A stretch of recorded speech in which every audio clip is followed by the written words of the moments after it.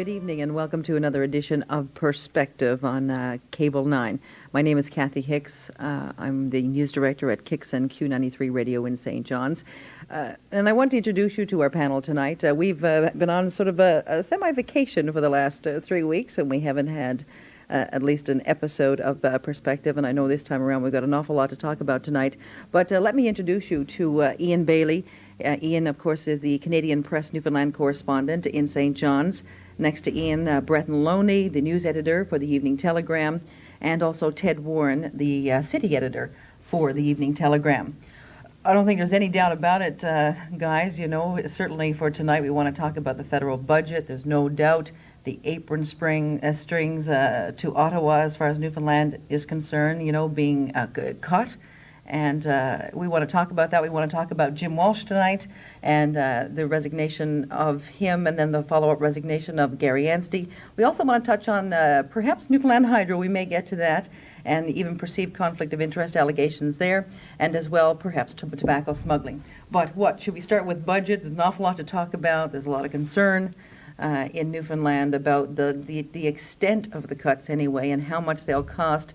Have you been able to get a sense at all, you know, of, I know there's a lot of number crunching going on today about, for example, the UI cuts, about how devastating they will be for Newfoundland. Well, Treasurer Winston Baker was saying last evening, I guess, that he's going to have to make further cuts in his budget from $100 million. He's going to have to chop out to now an additional $20 million. Direct revenue to the province. Exactly, because of these UI cuts. And I guess he's hoping that at some point to go back to Paul Martin and sort of talk a bit more. I mean, he's suggesting, of course, that UI cuts hit Newfoundland especially hard.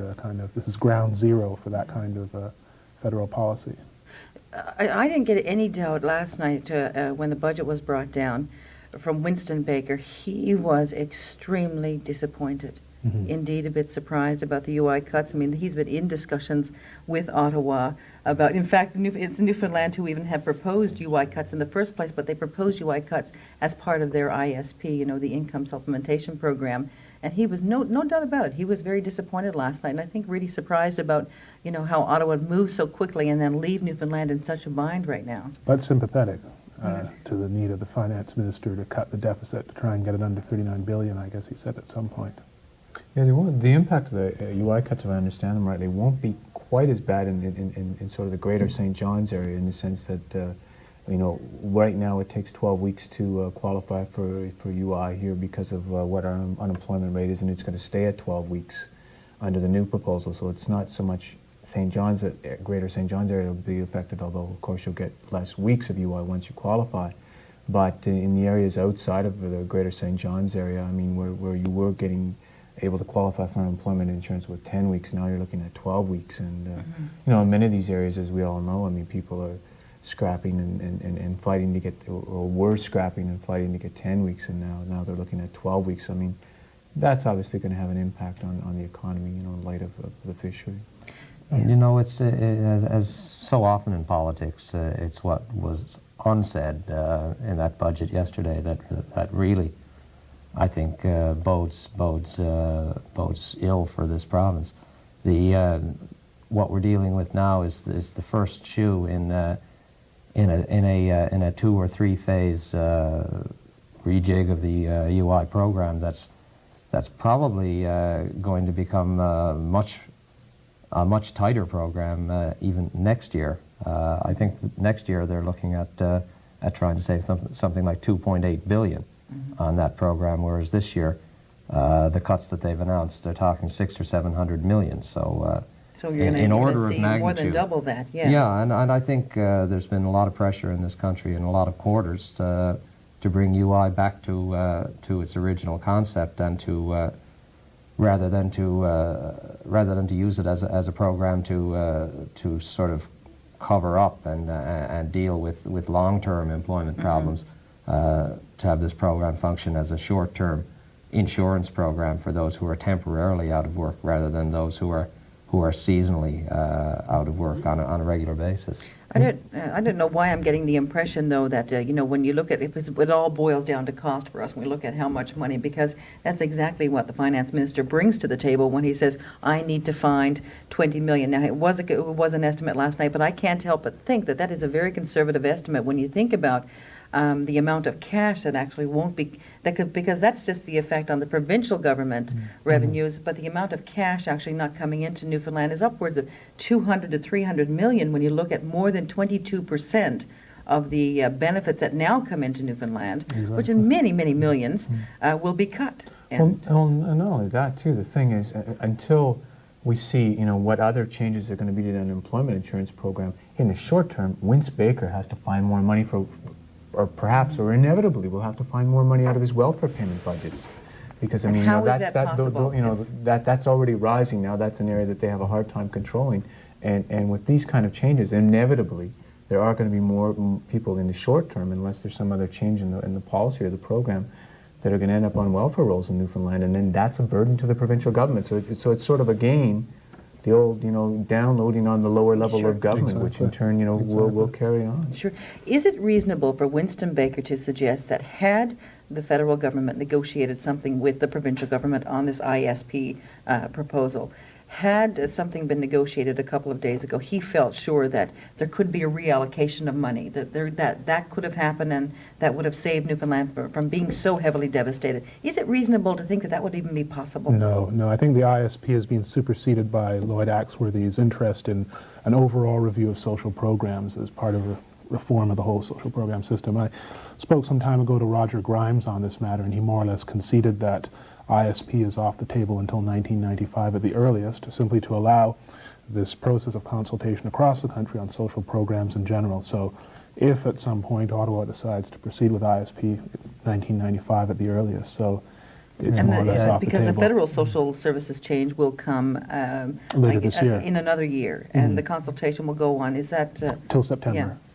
And I think it's interesting, too, that they came up with some money for an experimental project in PEI, which over the proposal for the income supplementation program. I think that program is dead in the water, and I don't think in 95, 96, or 97 it's going to get back. Not the ISP as we see it now, as the Premier Wells has on the table. That would be a major defeat for the Liberal government, I would assume. And I think the thing is, I mean, people, whether we like it or not, I think we're going to have to realize that the bottom line is, no matter whether we get some sort of income supplementation program, some sort of alternative program from Axworthy, whatever, the bottom line is Newfoundland isn't going to get the unemployment insurance money coming from Ottawa that it has in the past.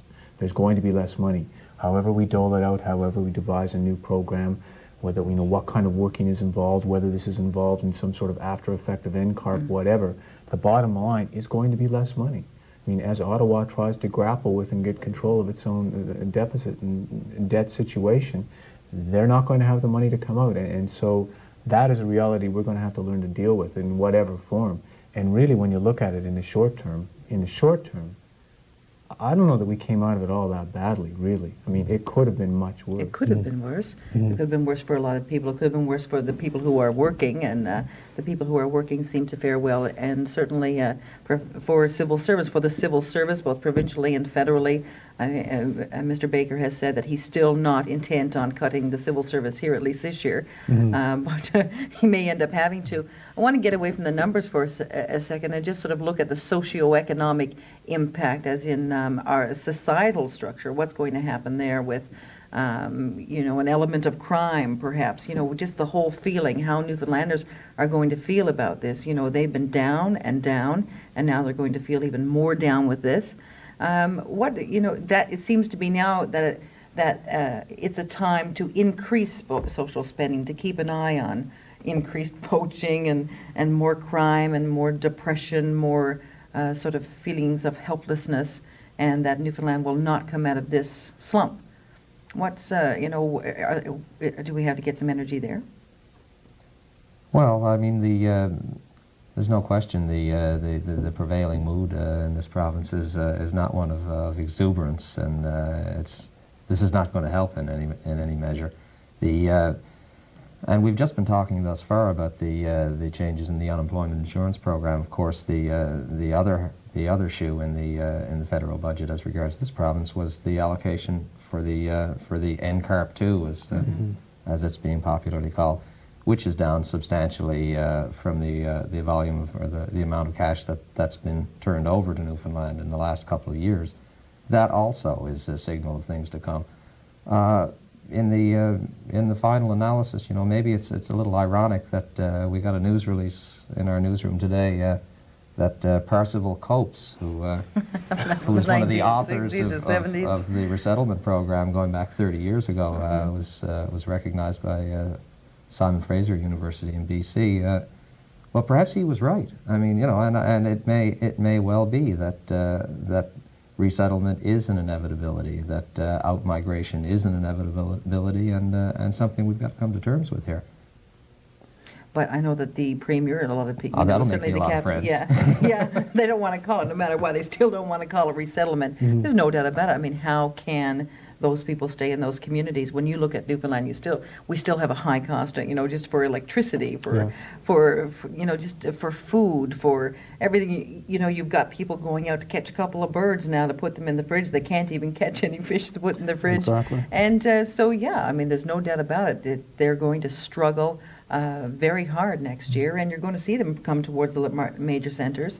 And I think Newfoundlanders have to realize, I know in Newfoundland, resettlement is an extraordinarily loaded word, and it has a lot of negative implications to people, and probably for some very valid reasons. But, Newfoundland is not the only place, the only province in the country having to deal with the depopulation of its rural areas, depopulation of its small communities, and the slow death of some of its small communities. I'm from Alberta. Much of southern Alberta is going through a recession due to the farm sector, and little towns that I know are dying off or slowly being drained away as well. So, this is a problem all across the country. It's maybe exacerbated here in Newfoundland because we were talking about 500 or 600 little communities, but this isn't a problem that Newfoundland faces alone, and it's not necessarily unique to Newfoundland.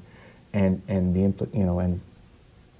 the fact that people are having to come to grips with this is not just a Newfoundland problem. It's becoming more of a regional problem. Exactly. So, certainly here, and what I get concerned about are the messages that are being sent out. Yes, the UI, and it's interesting to note that the concerns in the east, of course, UI and the fishery, but in the west, the concern was the deficit and job creation. Now, we all have questions about job creation as well, and many groups felt that this budget did not include anything for job creation outside the infrastructure program. But when you have two ends of the country having completely different, heavy concerns, you really see the regionalization. And even the message that was sent out with a reduction in the regional, the investment tax credit. It's been reduced from 15% down to 10% for businesses that would invest in certain sort of sectors of our industry here in this part. And those messages are going on. Say it doesn't pay anymore. Ottawa's taking that away. And I'm not sure why it did that, why it wanted to take that investment out of this region, why Ottawa did. Anyone want to respond to that at all? I don't know about that so much, but I did pick up on one comment, that Reform leader Preston Manning was talking about, and that was the fact, he wanted ACOA killed. He wanted regional development programs killed. He says, look, they don't make sense, and they're not achieving their goal, which, is something that's... Or at least more accountability. Yeah, which is something that, is certainly open to debate, and, people here are going to have to realize, regardless of whether they voted Liberal or not, the fact of the matter is the agenda in this country is being set by people that are not just of the Liberal stripe. It's being set by people of the Reform stripe and of the Bloc Québécois stripe, which have very, very different goals and desires and aspirations than people in Atlantic Canada who voted Liberal. Now, it wasn't all bad in the budget, though, at least for Newfoundland. Let's talk about some of the positive ones that people sort of probably don't recognize as being positive. And I think certainly one, again, for those who are working, no tax increases again, which is good. And I'm not so sure about the capital gains, $100,000 being removed, because that was an area that at least people could invest a little and they could get some tax benefit from that, and that's being removed. But I suppose there is a bit of good news in the budget. Where? Well, I think the personal and corporate income tax rate remains stable. That's good. Well, I think the great middle class didn't get, or the shrinking or the dwindling Canadian middle class. We didn't get stung by the messing with our RSPs, and we didn't face another tax increase. And I think for most people in the middle class, they're just happy to not be worse off. They don't necessarily look for better times. They just don't want to have even worse times. So. Any predictions on Gander in St. John's, as far as the bases are concerned? I mean, I suppose I can throw in my own there because I think that Gander will fare well, and I think that St. John's will actually. I mean, we still have the training center that's on the drawing board, and that has not been thrown out the door yet. And there's a lot of property in Pleasantville area and St. John's that I think we're going to see a restructuring. In fact, we may even see our troops, at least the personnel, military and civilian, boosted around here.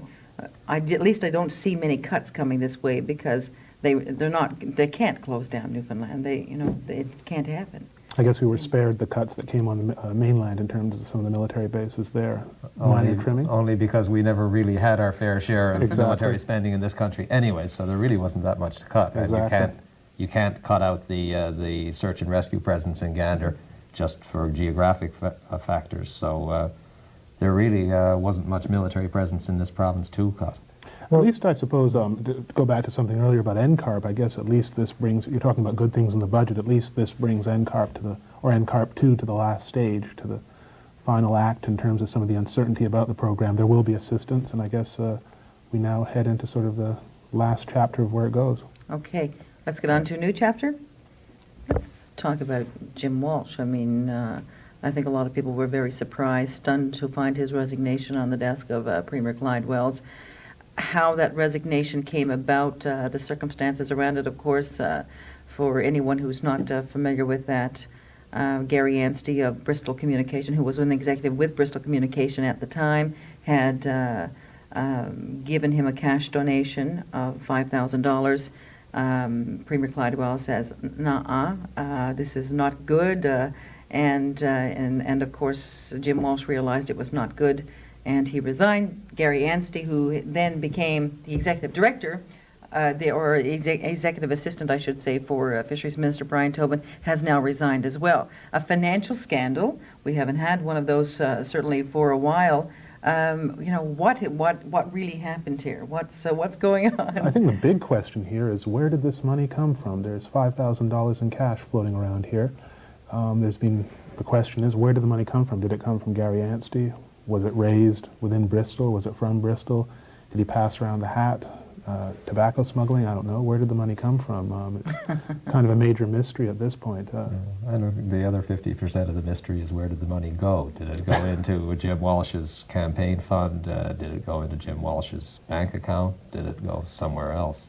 The rumor mill is certainly active on this one, but failing any factual statements on the specifics from either the Premier or Mr. Walsh, or failing any appearance at all by Mr. Anstey, it's a little bit of a detective game at this stage to figure out exactly what happened. Yeah, and the other thing is too, I mean, why have we seen 2 resignations? I don't necessarily disagree with them, but I mean, no one has contravened any sort of provincial electoral law, because we have, basically until the new act, we have no bloody electoral law in terms of people not having to say how much they got in donations, not having to declare where they got their donations, none of this being listed as it would be in a federal election.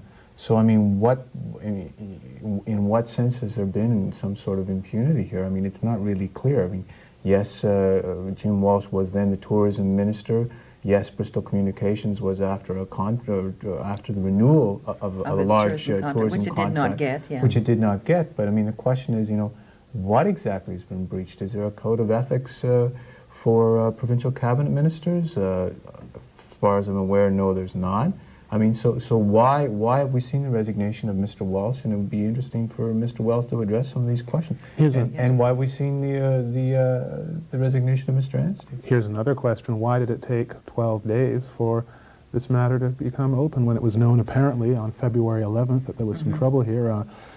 The opposition leader raised this point last night when I spoke to him. I mean, we are not cynical folks here. We might wonder if why this wasn't raised until after a provincial by-election, why it was raised as the province was preoccupied with the federal budget, but we're not cynical, so we didn't draw any assumptions. And what's interesting is, if it was truly known February 11th, then why was it over a week later that it was even brought to the attention of Fisheries Minister Bryan Tobin when it involved his executive assistant? Now, the Premier has said that he wanted to meet with Mr. Tobin when he returned to Gander following his trip to Europe. However, Yes. there are telephones and fax machines which might have allowed that kind of contact beforehand. Well, the heck with just the 12 days. I mean, why did it take 10 months if this was supposedly known by persons other than just Mr. Anstey and Mr. Walsh? Why did it take 10 months for the matter to suddenly come to the attention of the Premier, and what sparked all of this flurry of activity over the last few days? And it also, I mean, it really... It's curious on a number of levels. And it really does speak to, and if I understand correctly, I mean, under the new Elections Act, I mean, we will now have these donations down. We'll know who they were made by, to whom, and this will be listed in the individual candidate's spending. So, I mean, it speaks to why we needed the change to the Elections Act, obviously, because all this would have been at least available to the public to peruse before this time had we been working under the new Act. Sure, but under the, remember, the House of Assembly Act as well, when we look at the conflict of interest sort of guidelines, we look at exactly what MHAs can accept and how they can accept it, and they're very specific about that. And so, and even though this had apparently occurred before the amendments were actually put in place, I think it was June of last year when the election was actually May, and perhaps here's what I think is going to happen now. I think that an awful lot of the MHAs are going to really start looking around at not only their campaign donations, but about some other things. Newfoundland is very small. There's no doubt about it. This is just not a classic case of accepting money from a business. He accepted cash that is not traceable. And I guess that's the point Premier Wells is saying, because it's not traceable, then there's just this perceived there was no wrongdoing, but it's the perception that it creates. I mean, does that warrant a resignation? But in what sense? I mean, so it's cash, so it's a check, so it's a money order, so it's in T-bills. I mean, it's $5,000, it's $5,000, it's $5,000. I mean, I don't understand the distinction if Premier Wells is making a distinction between being cash or check or money order or Visa card deduction. I mean, if it's $5,000 and that's the point, then we should be talking more about, about that as the issue. Well, it's interesting too. I couldn't help thinking when I heard that Bryan Tobin had accepted Gary Anstey's resignation over this furtive or questionable donation to Mr. Walsh's campaign. I couldn't help thinking back to Bryan Tobin's first foray in politics, which involved running around town in a Bogdan's cab late one night, dropping off copies of a leaked police report. And that certainly didn't seem at the time to disturb Mr. Tobin's sense of political morality. At what point does the involvement of money, is it okay to slip people envelopes as long as they don't contain money? It's all very curious. I think there's a lot more to this story. Our elected officials so squeaky clean that they had to move in, to such a dramatic steps on this one. But I want to just move quickly from that perception of conflict of interest to the other one with Newfoundland Hydro that's developed this week. You've got some people on the board of directors of Newfoundland Hydro who've actually been paid money to do work on the privatization of hydro.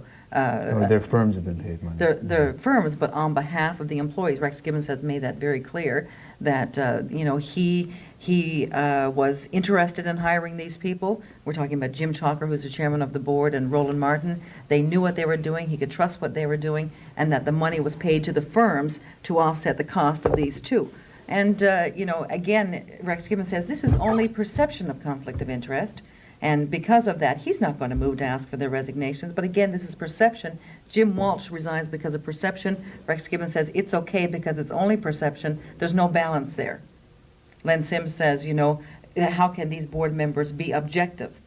Throw something in. We're running out of time. Well, of course, once they do sell off Hydro, the members of the present board members probably don't have a long shelf life anyways. So. Maybe they all should resign en masse. We're not finished with that one. Okay, do we have time? I think we have time.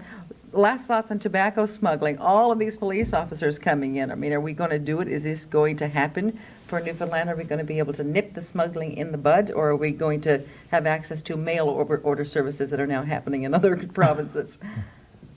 Well, hopefully we'll follow Nova Scotia's lead, or we'll keep following our own lead. Nova Scotia will continue to follow our lead, and we'll just say no. I mean, we'll just, we'll stick to our guns and say the hell with what Quebec is doing. Keep the tobacco taxes up? Yeah, I disagree with you. I think I don't necessarily agree that cutting the taxes was the right thing to do, but the reality that they have now been cut in at least 3 provinces, I don't know if the rest of the country can maintain an artificially high level of taxation unless we start setting up customs checkpoints on each provincial border. And what happens with the customs checkpoints? I It mean, seems a are very Newfoundlanders going to unworkable- take that, going through the suitcase? It seems a very unworkable system, I guess, but the province is committed, I suppose, to not raising taxes according to the Treasurer anyway. And just so Newfoundlanders know, the Canadian Distillers Association is already sending newsrooms, press releases about the concerns they have about smuggling in their industry as well. Oh, okay. Up in smoke? I don't think so, this whole thing. All right.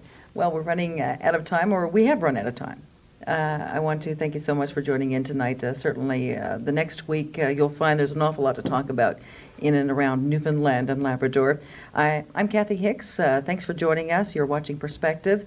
If you have a comment to make, please send it to us. Our address will be on the screen momentarily. There it is, care of Cable Atlantic. That's P.O. Box 8596, St. John's, A1B, 3P2, or you can fax us, 722-8384. Ian, Brett, Ted, we'll all be back next week. Thanks. Have a good night. Thanks for watching.